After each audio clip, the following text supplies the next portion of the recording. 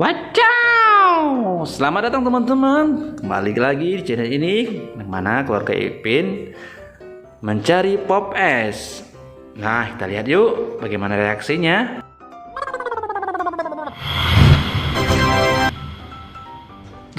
Wah, keren sekali teman-teman. Berubah jadi Bang Udin.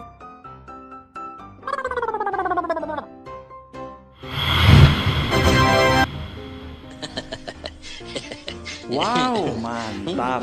Jadi Bang Jarwo teman-teman, si Ipinnya. Nah, kita lihat selanjutnya teman-teman.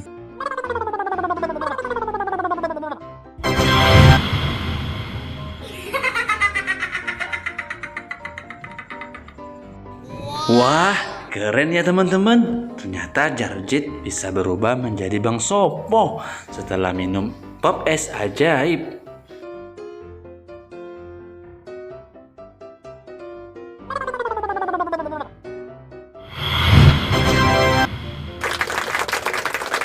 Nah kan, si Ehsan setelah minum Pop Es bisa berubah menjadi si Adit teman-teman.